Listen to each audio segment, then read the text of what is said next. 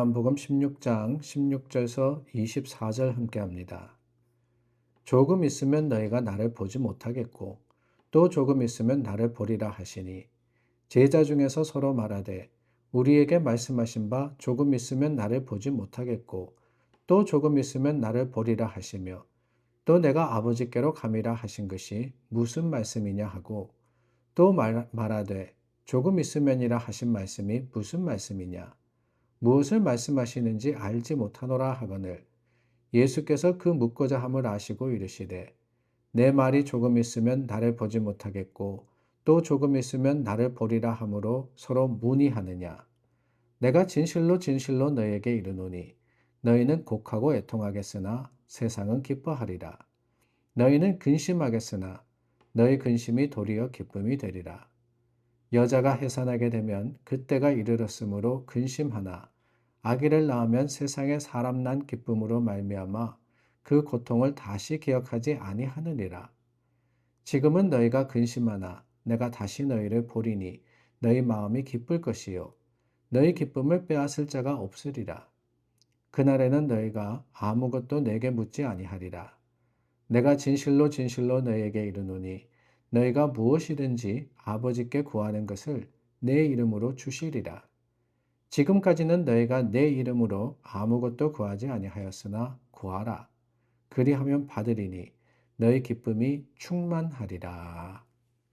성령의 일에 대해서 말씀하신 예수님께서 오늘 본문 16절 말씀해 보니까 조금 있으면 너희가 나를 보지 못하겠고 또 조금 있으면 나를 보리라 라고 하셨습니다. 숨바꼭질 같은 이야기가 아닌가라는 생각이 들어요.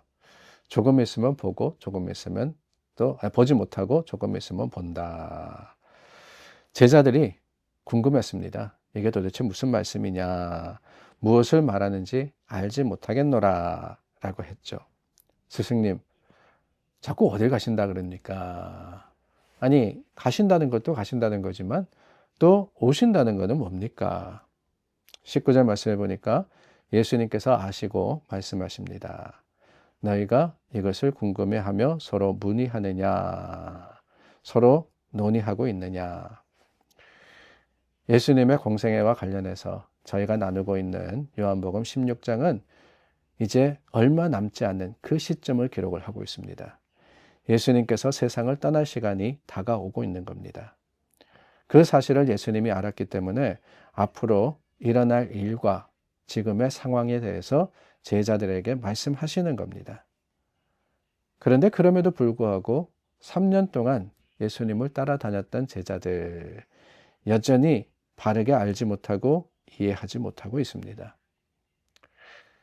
그리스도인이 예수님을 믿는다는 것은 예수님을 아는 것을 이야기하는 거죠. 그냥 종교적으로 우리가 어떤 교육을 받았고 또한 주입식으로 뭔가를 배웠기 때문에 예수님을 아는 게 아닙니다. 예수님을 경험적으로, 인격적으로, 영적으로 만날 때 우리는 예수님을 믿는다 할 수 있고 또한 그것이 그리스도인의 모습이며 또한 자격이 되는 겁니다. 구체적으로 그게 뭐냐? 주님을 만난다는 게 뭐냐? 다름이 아니죠. 예수님의 고난을 알고 그 죽음의 비밀과 또한 사시고 승천하신 예수 그리스도를 깨닫고 알고 고백하는 겁니다. 왜 예수님이 죽으셔야 했는지, 또한 어떻게 다시 살아나셨으며 거기에 대한 약속으로 주신 말씀이 무엇인지를 우리가 고백할 때 우리는 살아계신 그리스도와 함께 살아가는 겁니다.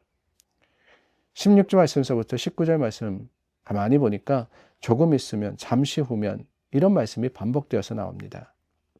이 모든 일들 얼마 지나지 않아서 일어났습니다. 제자들 알지 못했지만은 예수님께서는 말씀하신 대로 이 모든 것들을 이루었습니다. 그 이루신 십자가의 능력과 십자가의 완성으로 인해서 우리가 감사하고 기뻐하는 거 아닙니까? 20절부터 24절 말씀해 보니까 바로 그 말씀을 하시는 거예요. 너희는 곡하고 애통하겠으나 세상은 기뻐하리라. 그러나 너희 근심이 오히려 기쁨이 되리라. 왜 그렇습니까? 다름이 아니죠. 예수 그리스도의 그 십자가의 능력으로 말미암아서 십자가 자체는 죽음입니다. 그 십자가를 바라보는 제자들의 마음은 찢기고 상했습니다. 두려웠을 거예요. 그래서 도망갔습니다. 예수님을 배반합니다. 그러나 마침내 그 슬픔이 변하여서 기쁨이 되고 고통이 변하여서 감사가 되고 너희 구하는 것을 하나님이 주실 것이다. 생명의 거룩하신 그 은혜가 완성될 것이다. 라고 예수님은 용기와 또한 힘을 주신 겁니다. 사랑하는 이를 잃는다 라는 거 참 힘들고 어려운 거죠.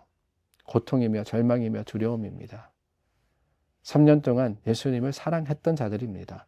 제자들 뿔뿔이 흩어졌지만 여러분, 그들이 예수님을 제대로 믿지 않아서 그랬느냐, 예수님을 제대로 사랑하지 않음으로써 그럴 수밖에 없었느냐? 아니에요. 저는 이 제자들이 누구보다도 예수님을 사랑했고, 누구보다도 예수님을 바르게 따랐고, 누구보다도 예수님의 말씀대로 살아가려고 힘쓰고 애썼던 사람이라고 생각합니다.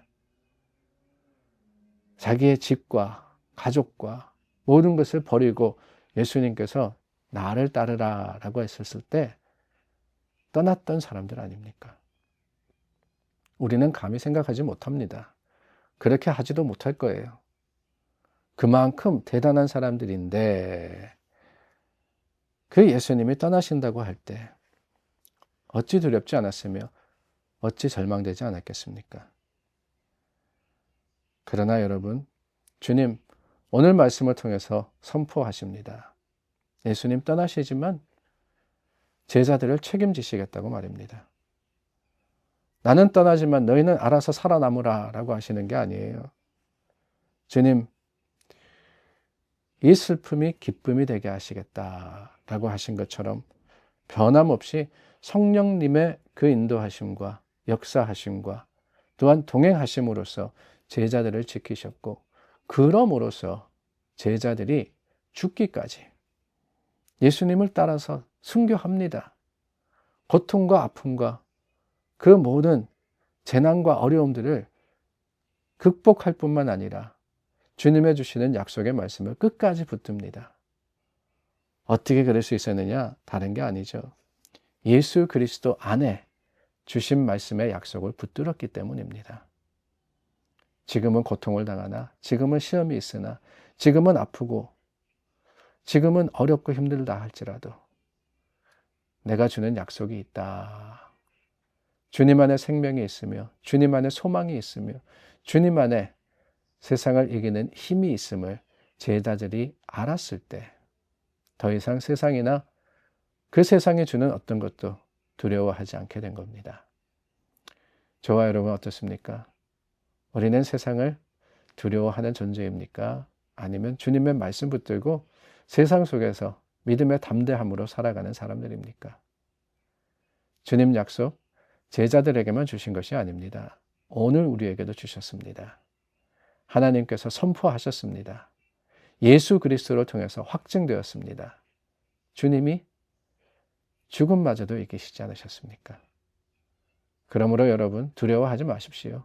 염려하지 마십시오. 걱정하지 마십시오. 예수 그리스도의 그 거룩하신 은혜로 말미암아 믿음으로 승리하시고 주님의 주시는 소망 다시 한번 붙드셔서 하나님의 나라에 이르기까지 주님의 그 거룩하심을 날마다 체험하는 여러분들이 되시기를 예수님의 이름으로 축원합니다. 기도하겠습니다. 참 좋으신 하나님, 세상을 두려워하기보다는 주님의 말씀을 붙들고 믿음의 담대함으로써 승리하는 자들이 되게 하여 주시옵소서. 예수님의 이름으로 기도드립니다. 아멘.